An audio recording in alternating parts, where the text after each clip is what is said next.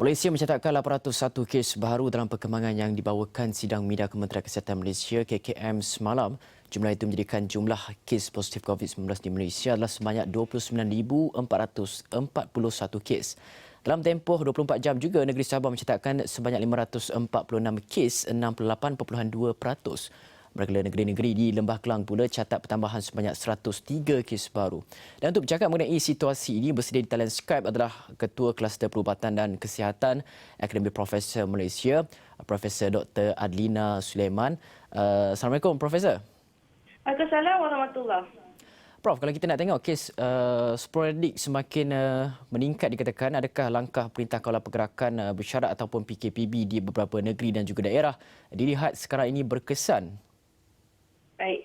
Semua langkah Perintah Kawalan Pergerakan adalah dilaksanakan berdasarkan perbincangan teliti di peringkat Pusat Kawalan Bencana. Pastinya, segala langkah dan usaha yang perlu untuk menjaki kontak kes sporadik sedang dijalankan. Perlu diingatkan di sini bahawa masa inkubasi 2 minggu adalah agak lama, dengan itu kes positif yang menjadi punca kes sporadik itu sukar ditemui. Inilah cabaran terbesar buat tim yang menjalankan pengesanan kontak atau kontak tracing. Ya. Dengan itu cadangan saya ialah untuk kita elakkan dari kita mengunjung tempat-tempat yang mana telah dikunjungi kes COVID positif. Di sini, My Sejahtera dan pengumuman pergerakan kes adalah penting. Contohnya, jika kita tahu ramai kes positif di pusat membeli belah tertentu, eloknya kita elakkanlah atau menguranglah kunjungan ke sana. Dan jika kita mengunjungi sesuatu tempat sama ada untuk membeli barangan keperluan atau makanan di restoran, seloknya kita beredar dengan secepat mungkin setelah habis urusan. Tidak perlu berlega atau berlepak di kawasan pasar raya atau tempat beli belah. Lebih elok berada di kawasan yang terbuka seperti taman rekreasi daripada berada di kawasan tertutup.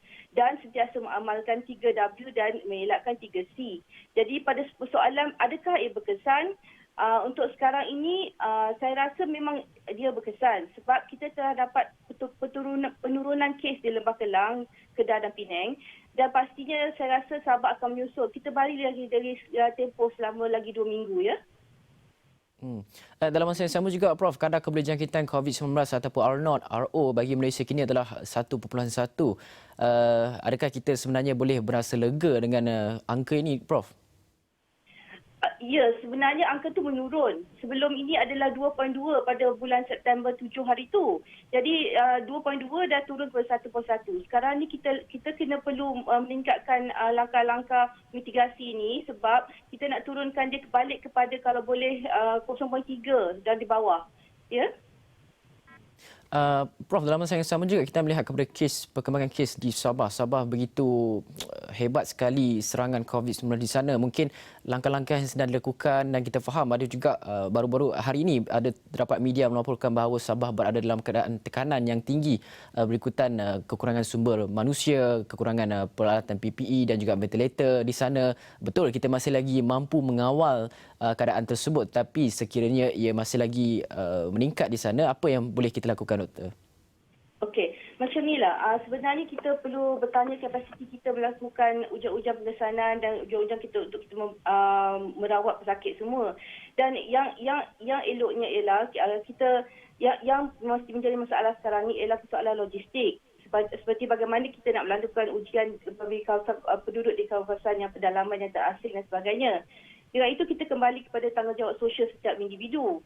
Ya, jadi pertama kita kena kurangkan kita terlalu terpengaruh dengan membaca Twitter dan Instagram dan Telegram dan WhatsApp pada yang sumber-sumber yang tidak kredibel. Pasal ini sebab kita kena ikuti sumber-sumber yang boleh dipercayai seperti Sidang Media Kementerian Kesihatan, Majlis Keselamatan Negara, WHO dan sebagainya. Dan of course daripada media seperti RTM, Astro-Wadi dan sebagainya. Jadi okey, perlu diingatkan bahawa memang terdapat beberapa langkah membendung yang telah dibuat di Malaysia ini. Jadi kita perlu dari sejak bulan Mac lagi pembendungan telah dilakukan, iaitu fasa pembentukan sistem, dan kita mesti ingat kita mulakan dengan fasa pembendungan di mana masa itu semua sistem telah dimasukkan untuk membangunkan SOP dan semuanya. Jadi sekarang ni kita masuk fasa mitigasi. Okay? Jadi walaupun kes dah bertambah, okay, Tapi kita telah bersedia dan ada setengah-setengah daerah di mana tidak ada kes dan kita boleh menggerakkan kementerian boleh menggerakkan semua staf-staf daripada kawasan yang tidak ada kes ni kepada kawasan-kawasan yang ada. Jadi sebab ada orang yang bergerak kepada Sabah untuk membantu di sana. Jadi yang pentingnya sekarang ni ialah kita jangan panik dan saya tahu sekarang ni pun dah nak masuk musim terpujuh. Jadi tapi saya pastinya Pusat Kawalan Banjir sudah ada SOP untuk mengendalikan urusan banjir dan sebagainya. Dengan itu kita perlulah bertanggungjawab untuk diri kita sendiri. Jadi saya nak menyarankan di sini bahawa kita semua rakyat adalah bertanggungjawab membantu dalam pencegahan pandemik ini. Kita sendiri adalah frontliner dan kita perlu bantu kaki tangan kesihatan yang semua sudah keletihan. Kita pastikan kita amalkan etika perubatan do no harm. Jangan membahayakan sesiapa dengan sikap yang tidak mementingkan diri sendiri, meletakkan hal politik ke tepi dan mendahulukan kepentingan semua. Itu tanggungjawab kita. Tak kira kedudukan bangsa, rakyat atau warga asing. Jika anda berada di Malaysia, ini adalah tanggungjawab anda.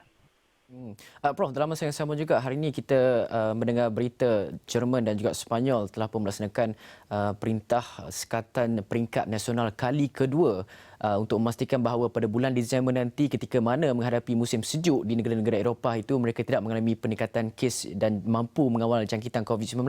Dan kita di Malaysia juga seperti yang Prof katakan sebentar tadi, musim terkujuh dijangka akan tiba pada bulan November dan juga Disember ini. Jadi persiapan yang perlu kita rancang untuk memastikan bahawa tiada lonjakan kes, dan adakah langkah yang kita ambil sekarang ini adalah okey? Saya rasa macam ni, apa yang Kementerian Kesihatan buat, Majlis Keselamatan Negara buat, semua tu memang mereka ada berbincang, okay? Sebelum mereka lakukan persiapan. Dan saya rasa semua ini telah dimasukkan dan telah the facts are already in. Jadi diorang memang sudah bersedia. Hanya kalau kita nak pergi kepada lockdown, sebenarnya macam kita buat hari tu masa mula-mula ya, bulan Mac tu, ia akan mengefekkan ekonomi. Jadi itu pasal kita tengok kalau kawasan-kawasan yang terlibat tu kita boleh bendung dan kita boleh contain, kita tak perlu full lockdown ya. Jadi kalau kita nak kembalikan hari tu kita dah dapat keluar kepada recovery phase. Kalau kita nak kembalikan kepada recovery phase tu, kita perlu meningkatkan pemahaman dan kita perlu disiplin diri kita, okey. Jadi kita mesti tahu yang dan sentiasa ambil semua news yang ataupun berita yang benar ya, dan dengar dan buka. Jangan dengar benda-benda lain dan kita sendiri diri kita untuk mengikuti. Jadi kalau kita boleh disiplinkan diri, kita tak perlu kita pergi lockdown yang sepenuhnya macam dulu lagi. Ya. Selain itu, of course kita sentiasa mendoakan kita boleh dapat vaksin ataupun ubat dia yang kita boleh, supaya kita boleh masuk fasa yang seterusnya, iaitu menghilangkan wabak itu sepenuhnya. Dan tapi kita semua kena bekerjasama. Tak ada siapa sini yang kena fikirkan diri dia sendiri sahaja. Fikirkan semua orang. Jadi bila kita lakukan perkara begitu, saya rasa tak perlu kita pergi ke full lockdown pun tak apa. Okey, baiklah. Prof, yang terakhir sekali, kalau kita lihat petugas Bersih Harapan di Sabah, mereka bukan saja mengalami kekurangan dari segi sudut sumber manusia, ventilator, PPE dan sebagainya, tapi dalam masa yang sama mereka nak pergi ke kawasan-kawasan pendalaman juga menghadapi masalah kerana difahamkan ada masyarakat-masyarakat di sana yang kemungkinan tidak faham mengenai COVID-19, ada yang apabila petugas Barisan Hadapan datang melarikan diri dan sebagainya. Dari aspek komunikasi, bagaimana Prof melihat perkara ini? Ya, komunikasi ni adalah sebenarnya bergantung. Kita selalu kena pakai local leaders. Dan itu kita kena tentukan siapakah ketua komuniti tersebut dan kita kena fahamkan kepada ketua komuniti dulu, baru kita boleh outreach kepada komuniti. Pasal komuniti ni kalau dia orang takut pada seseorang itu, pada orang lain daripada tempat lain macam pegawai kesihatan ke ataupun staf-staf yang datang, jadi kita perlu orang kata pujuk. Jadi pujuk ialah melalui leadership. Jadi kita pergi kepada leadership diorang. Jadi diorang akan dengar. Okay? Jadi catch ketua komuniti dulu, bagikan pendidikan kesihatan dan komunikasi dengan diorang dulu, baru kita go to the people. Dia takkan lari kalau kita dapat tangkap dia punya leader dulu. Faham tak? Ya. So kita masa ini adalah masa kita perlu cari seberapa banyak tahap komunikasi kita boleh capai. Kita boleh cakap bahasa dia sendiri pun lagi elok. Jadi kita ambil orang-orang yang boleh translate dan boleh bantu kita masa ini. Like I said, kita kena help each other. Kalau tak boleh. Benda ni memang kita tak boleh nak tangani kalau kita semua terlalu mementingkan diri sendiri, selfish, tak boleh. Kita mesti kena cakap dengan semua orang dan tak takut to approach pada semua orang. Okey Prof, secara ringkas, semalam Tan Sri Nur Hisham kongsikan keadaan beliau dan juga petugas Beras Harapan, kelesuan, tak dapat tidur, tekanan mental dan juga fizikal. Kita rakyat Malaysia, apa tanggungjawab kita sekarang? Itulah saya cakap hari tu, tadi tu. Tanggungjawab kita ialah untuk kita ikut SOP dan kita jangan, kalau kita jumpa sesiapa yang tak ikut, kita report ya, dan kita beritahu dan kita amalkan untuk diri kita sendiri. Kita tak perlu, kalau tidak ada sebab untuk kita keluar dari rumah, jangan keluar. Ya, kalau kita perlu adakan mesyuarat, cuba buat online. Ya, kalau boleh kalau ada perkara yang kita perlu lakukan berhubung dengan orang, lagi elok kita jangan. Dan kita kena keep kita punya orang-orang yang berisiko tinggi tu safe. That means orang tua, orang yang ada penyakit, sesiapa kanak-kanak. Ya, pasal sekarang ni kita dapati bahawa tiap-tiap hari ada perkara baru yang kita jumpa mengenai dengan virus ini. Jadi it's ever evolving. Jadi kita tak boleh nak ambil orang kata secara apa. Kita kena concentrate dan kita kena fikir. Apa-apa kita buat pun fikir dulu sebelum kita lakukan. Okey, baiklah, terima kasih Profesor Dr. Adlina Sulaiman, Ketua Kluster Perubatan dan Kesihatan Akademi Profesor Malaysia atas perkongsian mengenai kes COVID-19 di Malaysia ini. Semalam mencetakkan 1.1 angka R0-nya dan kita harapkan langkah dijalankan oleh KKM dan juga kerajaan untuk memastikan bahawa penularan itu dapat diputuskan terjadi.